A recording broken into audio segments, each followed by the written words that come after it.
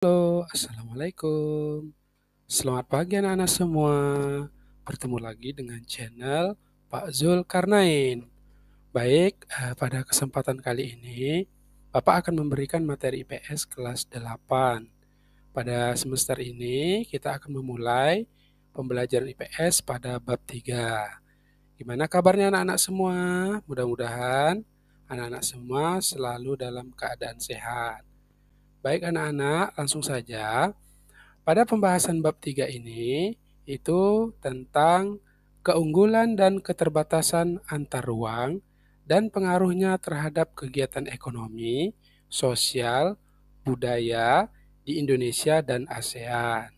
Baik anak-anak, silakan disimak video ini sampai selesai agar anak-anak tidak gagal paham.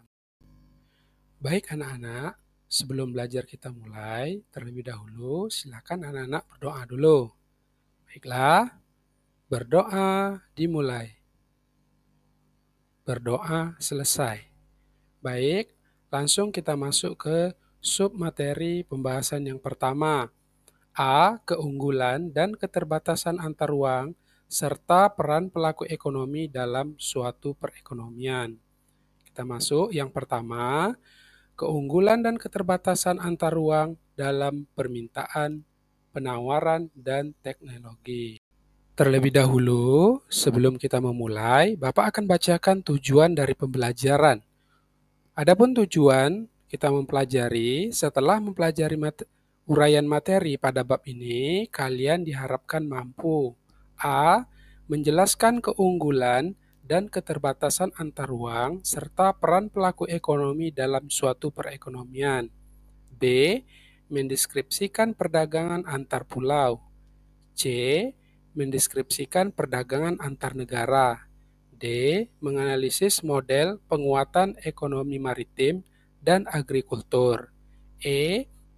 Menganalisis pendistribusian kembali pendapatan nasional.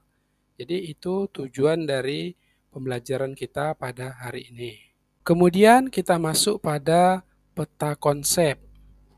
Ini ada peta konsep sesuai dengan yang ada di buku paket anak-anak semua. Yang pertama, keunggulan dan keterbatasan antar ruang dan pengaruhnya terhadap kegiatan ekonomi, sosial, budaya di Indonesia dan ASEAN. Jadi dari keunggulan ini timbullah yang namanya pelaku ekonomi. Jadi untuk menguatkan pelaku ekonomi ini, maka akan adanya perdagangan antar pulau. Kemudian adanya perdagangan antar negara. Kemudian lagi ada penguatan ekonomi maritim dan agrikultur. Terus dari ketiga ini, panah ke bawah, dari tiga pembahasan ini, maka akan menaikkan atau meningkatkan pendapatan nasional. Kemudian dari pendapatan nasional tersebut, pemerintah akan adanya retribusi pendapatan nasional. Jadi artinya itu pendapatan nasional dikembalikan lagi ke masyarakat. Kemudian selanjutnya panah ke bawah, setelah dikembalikan masyarakat bisa digunakan dengan sebaik-baiknya, maka akan terjadilah yang namanya kesejahteraan masyarakat. Jadi materi kita pada hari ini itu berhubungan dengan peta konsep yang ada pada gambar ini. Baik anak-anak, terlebih dahulu Bapak akan bacakan materi pembelajaran. Materi pembelajaran yang ada di bab 3 ini. Baik, materi pembelajaran yang ada di bab 3 ini itu terdiri dari 4 materi. Yang pertama, A. Keunggulan dan keterbatasan antar ruang serta peran pelaku ekonomi dalam suatu perekonomian. Yang B. Perdagangan antar daerah atau antar pulau dan perdagangan internasional. Yang C. Penguatan ekonomi maritim dan agrikultur di Indonesia. Yang D. Pendistribusian kembali atau redistribusi pendapatan nasional. Jadi artinya pada materi pembelajaran hari ini kita hanya membahas di bagian A saja. Nanti diperkirakan ada 2 pertemuan di bagian A. Kemudian untuk yang B dan yang C dan D itu kita lanjutkan pada minggu-minggu berikutnya.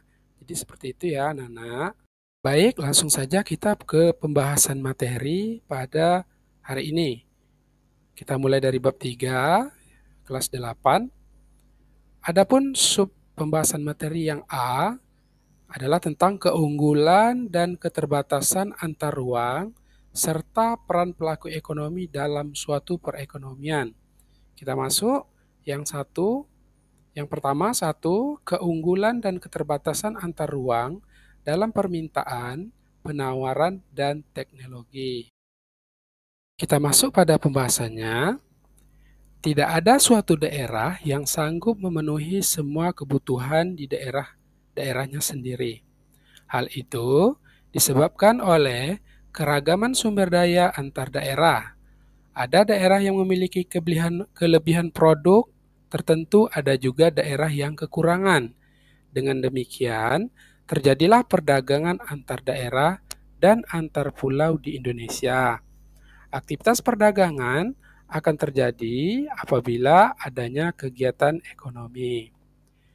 Kegiatan ekonomi akan berjalan jika ada pelaku-pelaku yang menjalankan kegiatan ekonomi yang meliputi rumah tangga keluarga, rumah tangga perusahaan, rumah tangga pemerintah, dan rumah tangga luar negeri. Keunggulan dan keterbatasan suatu daerah yang disebabkan karena potensi daerah akan timbul permintaan dan penawaran, serta perdagangan.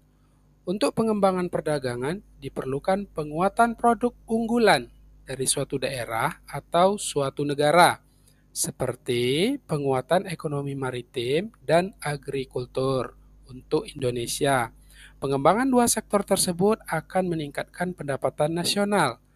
Pendapatan yang diperoleh dari suatu daerah akan didistribusikan kembali untuk kepentingan masyarakat yang pada akhirnya akan meningkatkan kesejahteraan masyarakat. Nah, di sini kebutuhan yang harus dipenuhi oleh setiap manusia itu pasti berbeda-beda dan beraneka ragam. Faktor ruang akan menentukan tindakan seseorang sebagai konsumen. Masyarakat kota akan memiliki perilaku yang berbeda jika dibandingkan dengan masyarakat desa. Begitu juga dengan masyarakat pegunungan ataupun masyarakat pesisir pantai. Demikian pula, tindakan perilakunya akan mengalokasikan sumber daya yang ada. Jadi begitulah perbandingan dari masyarakat dengan masyarakat desa dan kota. Tentu perilakunya akan berbeda. Begitu juga dengan kebutuhannya. Barang dan jasa yang dibutuhkan manusia sebagian besar dihasilkan oleh manusia. Dan hanya sebagian kecil saja yang disediakan oleh alam. Oleh karena itu, manusia harus melakukan kegiatan untuk menghasilkan barang dan jasa, yang biasanya disebut dengan istilah produksi. Salah satu yang menjadi alasan adanya interaksi antar ruang adalah perbedaan potensi dan sumber daya alam yang dimiliki. Indonesia merupakan salah satu negara yang kaya akan sumber daya alam. Sumber daya alam yang tersebar di Indonesia memiliki manfaat yang besar bagi kehidupan manusia. Nah, anak-anak semua, di sini ada tabel berhubungan dengan sumber daya alam dan persebarannya di wilayah Indonesia. Kita lihat di kolom ini, di tabel ini, di Pulau Aceh, kemudian di sini ada provinsi di Pulau Sumatera, kemudian di sini ada Provinsi Aceh. Di Provinsi Aceh ini sumber daya alamnya ada semen, andalas, pupuk, minyak, emas, perak, dan lain-lain.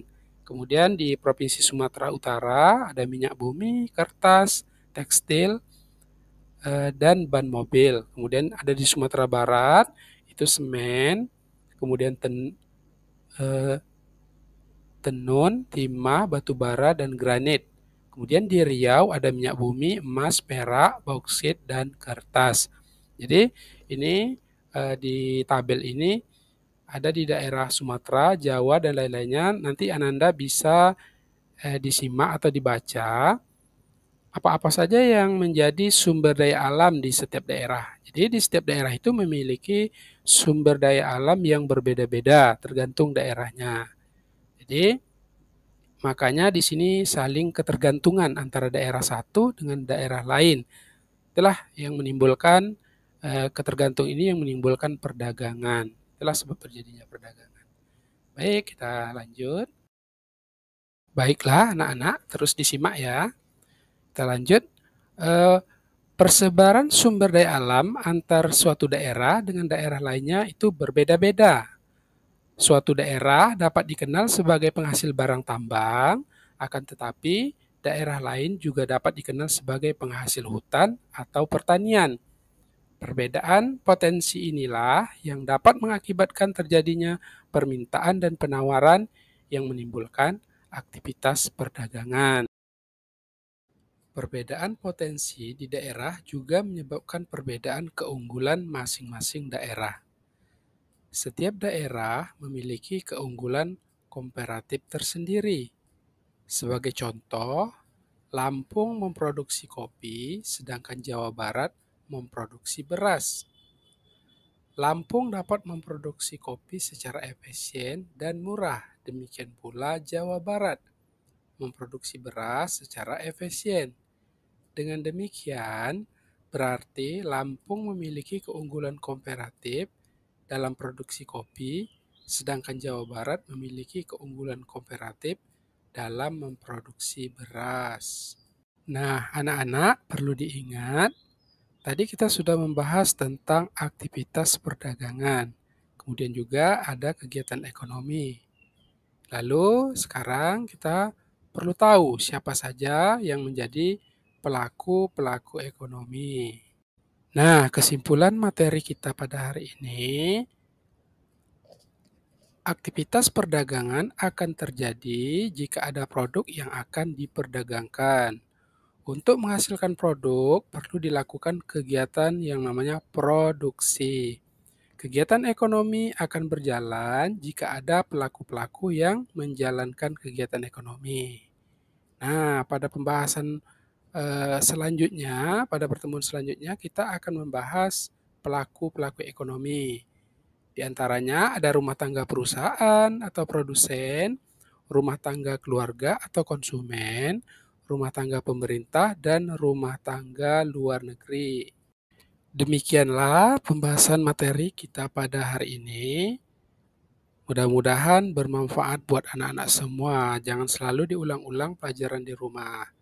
Untuk materi selanjutnya, silakan dipelajari sehingga nanti anak-anak siap untuk mempelajari materi berikutnya. Baik, buat anak-anak jangan lupa dukung terus channel Bapak dengan cara subscribe bagi yang belum subscribe dan juga jangan lupa nyalakan lonceng notifikasinya agar selalu mendapatkan update-update materi terbaru dari pembelajaran PS.